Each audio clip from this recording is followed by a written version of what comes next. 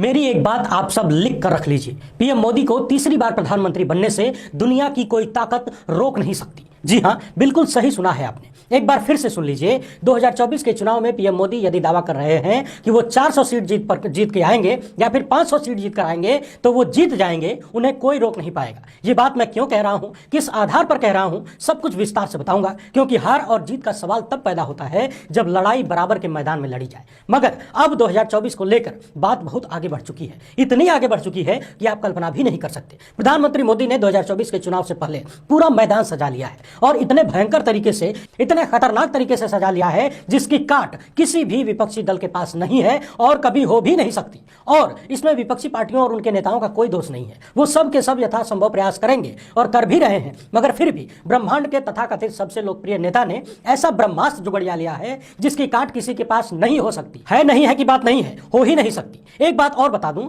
अब शायद इस देश में कोई भी आवाज, कोई भी व्यक्ति जो सरकार से सवाल पूछता है, सरकार की नीतियों की आलोचना करता है या विरोध करता है, उनमें से कोई भी किसी भी रूप में सुरक्षित नहीं है। और यदि अभी थोड़ा बहुत सुरक्षित है भी तो आने वाले कुछ महीनों के बाद वो पूरी तरह से असुरक्षित हो सकता है और भयंकर असुरक्षा का सामना कर सकता है। क्योंकि भारत सरकार लगभग 10 अरब रुपए से ऐसा ब्रह्मास्त्र खरीदने जा रही है जिसके आगे सारे विपक्षी, सवाल पूछने वाले सभी लोग धराशाही कर दिए जाएंगे। ये पूरी कहानी हम आपको विस्तार से बताएंगे। बेहद आसान और सटीक विश्लेषण आपको दिया जाएगा। आपसे अनुरोध बस इतना सा है कि वीडियो को अंत तक देखिएगा और दिल दिमाग खोल कर देखिएगा। और इतना ही नहीं, लाखों कुर्बानियों के बाद मिली देश की आजादी और लोकतंत्र को बचाए रखने के लिए इस बात को ज्यादा से ज्यादा लोगों के बीच पहुंचाने की कोशिश भी करिएगा। वरना हो सकता है कि हमारे आपके पास तो मौका है बचाने के लिए, लेकिन आने वाले समय में आने वाली पीढ़ियों को ये मौका भी न मिले। वीडियो शुरू करने से पहले ही एक बार फिर से आपको बता दूं कि अंत तक देखिएगा यदि साफ साफ जानकारी चाहते हैं तो। एक नागरिक के रूप में अपनी जिम्मेदारी समझते हैं तो। आप में से बहुत सारे लोग कहते हैं कि विपक्ष अपना काम नहीं कर रहा है,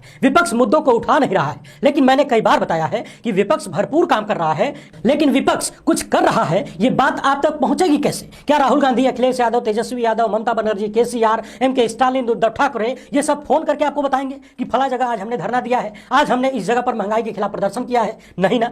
देश के घटनाक्रम जनता के सामने परोसने का काम मीडिया का होता है, लेकिन देश का मीडिया तो अतीक अहमद का मुंह दिखाने में व्यस्त है। इंतजार करिए, बहुत जल्द खुलासा हो सकता है कि अतीक अहमद ने जहां पर सुसु किया था वहां की घास पीली पड़ गई है। बात यह है कि मीडिया पर पूरी तरह से कब्जा है, ये आप सब जानते हैं। इसके बाद विपक्षी दल यदि जनता के बीच पहुंचना चाहे तो उनके पास धन बल की कमी है, धन का सोर्स होना चाहिए। और पिछले कुछ सालों में राजनीति और चुनाव हमारे देश में कितना महंगा हो गया है, कितने बड़े स्तर पर चुनावी प्रचार प्रसार होता है, यह भी आप सबके सामने है। विपक्षी दलों के जो भी आय के स्रोत हैं, जो लोग भी उन्हें फंड कर सकते हैं या करते हैं, उन सब पर सरकार की पैनी नजर बनी हुई है। दूसरी तरफ इलेक्टोरल बॉन्ड है जो भारतीय जनता पार्टी को भर भर के पैसा दे रहा है और बाकी विपक्षी दलों को भिखमंगा बनाने पर उतारू है। बाकी विपक्ष के नेताओं और पार्टियों को बदनाम करने के लिए 24 घंटे उन्हें गालियां देने के लिए गोदी मीडिया तो काम पर लगा हुआ ही है। तो दो बातें क्लियर हो गई कि विपक्ष की बातें जनता तक ठीक तरीके से पहुंच नहीं रही हैं और विपक्ष यदि स्वयं जनता के बीच जाना चाहे तो उनके पास आय की कमी है, आय का संकट है, पैसों की कमी है। पिछले कई सालों में देश के अलग अलग हिस्सों में जो भी पत्रकार सत्ता से सवाल करते हैं, जो बुद्धिजीवी वर्ग हैं, जो शिक्षाविद हैं, जो लोकतंत्र के लिए आवाज उठाते हैं, उन सबको किस तरह से दबाने का प्रयास किया गया है यह भी आप सबके सामने है।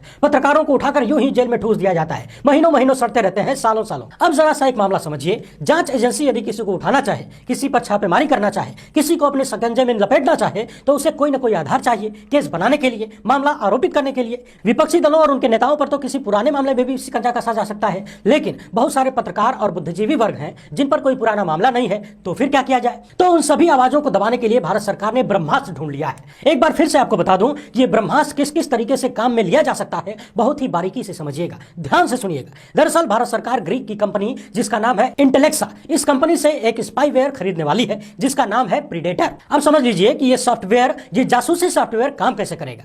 यदि आपके मोबाइल फोन में यह सॉफ्टवेयर डाल दिया जाए तो दूर बैठा कोई व्यक्ति आपके मोबाइल फोन का कैमरा, उसका माइक, सब कुछ अपने हिसाब से प्रयोग कर सकता है। और इतना ही नहीं, फाइनेंशियल टाइम्स जो कि दुनिया का बड़ा अखबार है, माननीय अखबार है, जिस पर भरोसा किया जाता है, पूरी दुनिया भरोसा करती है, उसमें यह भी खुलासा किया गया है कि यह जासूसी उपकरण से व्हाट्सएप, टेलीग्राम और जितने भी तरीके की सुरक्षा व्यवस्था आपके मोबाइल में फोन में होती है उन सबको दरकिनार किया जा सकता है, सबको तोड़ा जा सकता है। यानी कि आपका पूरा का पूरा मोबाइल फोन उनके कब्जे में होगा।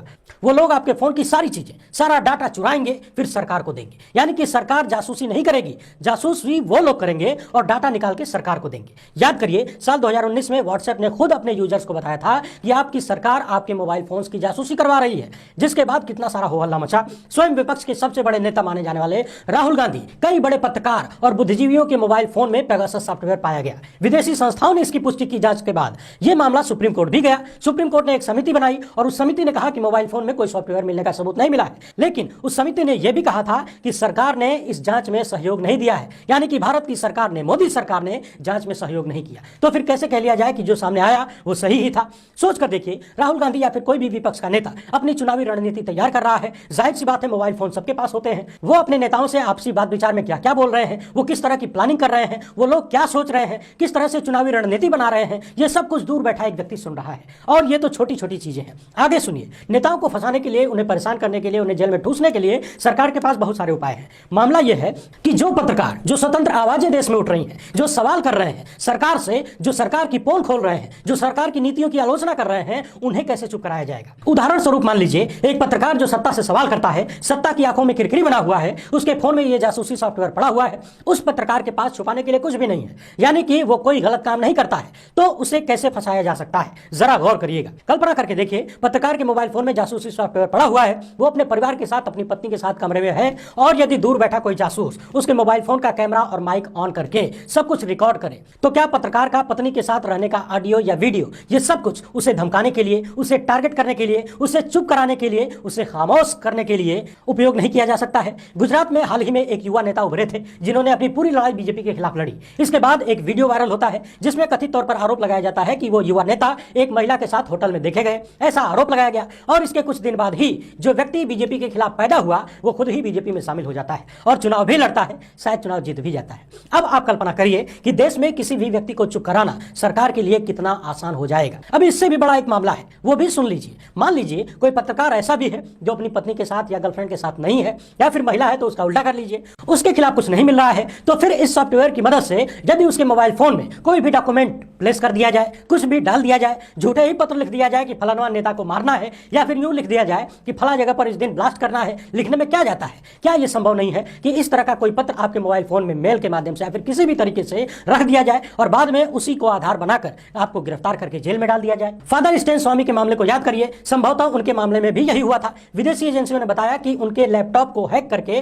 किसी ने उनके लैपटॉप में आपत्तिजनक दस्तावेज प्लांट किए, जिसके बाद उनकी गिरफ्तारी हुई और जेल में एक स्ट्रॉ पाइप, जिसे कहते हैं पानी पीने के लिए एक पाइप मांगता हुआ वो बुजुर्ग आम जनता की लड़ाई लड़ते हुए मर गया। तो आपके मोबाइल फोन में कोई डॉक्यूमेंट डाल के आपको बुरी तरह से फंसाया जा सकता है। जांच जब होगी तब होगी, जब मामला पकड़ा जाएगा, जब सामने आएगा क्या सही है क्या गलत है, वो तो बाद में होगा ना। फिलहाल तो शांत करा लिया जाएगा, साल 2 साल 3 साल तक जेल में ऐसे ही काट दिया जाएगा।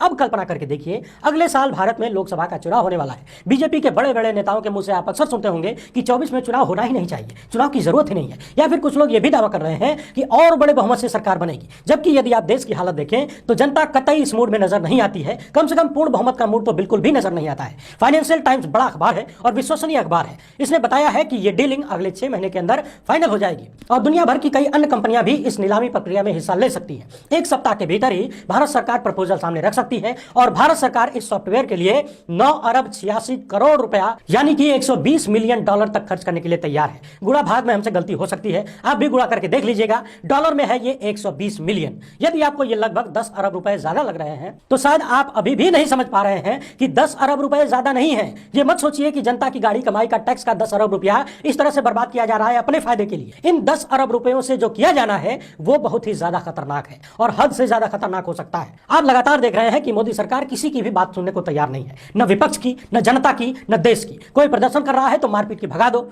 कोई नेता संसद में सवाल कर रहा है तो उसे संसद से ही बाहर करवा दो, कोई मुख्यमंत्री मोदी जी की डिग्री मांग ले तो उससे 25,000 का जुर्माना लगवा दो। आप कल्पना करके देखिए कि क्या कोई भी विपक्षी दल भारतीय जनता पार्टी के मुकाबले खड़ा भी हो सकता है। चुनाव जीतना तो बहुत दूर की बात है। एक और बात बता दें, भारत सरकार जो जासूसी उपकरण खरीदना चाहती है उसके चरित्र के बारे में कहा जाता है कि यह पत्रकारों, शिक्षाविदों और विपक्षी नेताओं को टारगेट करके उन्हें बदनाम करने में साजिश करता है, उन्हें परेशान करने का काम करता है। ऐसा उस कंपनी पर आरोप लगता है दुनिया भर में और भारत सरकार उसी कंपनी से लगभग लगभग 10 अरब रुपए से जासूसी उपकरण खरीदने के प्रयास में है। हम बहुत अच्छे गणितबाज नहीं है, इसीलिए 120 मिलियन डॉलर को आप रुपए में कन्वर्ट करके एक बार देख लीजिएगा। और फाइनेंशियल टाइम्स ने यहां तक कहा है कि भारत सरकार सिर्फ प्रयास नहीं कर रही है, बल्कि बहुत जल्द बहुत तेजी से कार्यक्रम चल रहा है इसको खरीदने के लिए। देश की तमाम जांच एजेंसियां, CBI, ED, NIA, income tax, जहां तक की न्याय व्यवस्था भी किस रूप में काम कर रही है, ये सब कुछ आपके सामने है। अब ये सब कुछ कहने और सुनने में कोई संकोच नहीं होना चाहिए। क्या ये सब कुछ देखने के बाद आप ये सोच भी सकते हैं कि कोई भी विपक्षी दल बीजेपी को 2024 में हरा पाएगा? अदानी कांड को दबाने के लिए भारत सरकार ने, मोदी सरकार ने जिस जिस तरीके का रास्ता अपनाया, और लोग तो ये भी कह रहे हैं कि 2024 में सरकार बनाने के लिए भारतीय जनता पार्टी और पीएम मोदी किसी भी स्तर तक जा सकते हैं, कुछ भी कर सकते हैं और उनके हाथ में सब कुछ है। बाकी अब फैसला आपको करना है कि क्या सही हो रहा है, क्या गलत हो रहा है। समझने वाली बात एक और है कि क्या मोदी सरकार को इस बात का भी एहसास है कि जनता नाराज है? क्या उन्हें भी पता चल चुका है कि यदि बैकडोर से व्यवस्था नहीं की गई, यदि पेपर आउट कराने की व्यवस्था नहीं की गई, तो फिर एग्जाम निकालना मुश्किल हो जाएगा? यानी कि ईमानदारी से चुनाव में जीतना बीजेपी को लग रहा है कि वो मुश्किल है। 2019 से पहले ही संभवतः पेगासस जासूसी कांड हुआ था, दोबारा प्रचंड बहुमत से सरकार बनी। मुझे नहीं मालूम दोबारा सरकार बनाने में पेगासस का कोई रोल था या नहीं, मगर सवाल तो बनता ही है। अब फिर से 2024 के लोकसभा चुनाव से ठीक पहले इस तरह का मामला सामने आ रहा है। बाकी आप सब समझदार हैं। दुनिया भर के कई बड़े बड़े अखबारों ने इस खबर को दिखाया है, छापा है। भारत में इंडियन एक्सप्रेस ने भी इसको छापा है। हिंदी अखबारों में शायद आपको ये सारी खबरें मिले ही ना, और गोदी मीडिया तो सपने में भी नहीं दिखा सकता। बाकी आप सब समझदार हैं। वीडियो अच्छी लगी हो तो ज्यादा से ज्यादा लोगों तक पहुंचाइएगा, क्योंकि अब तुम्हारे हवाले वतन साथियों। बहुत बहुत धन्यवाद। जय हिंद।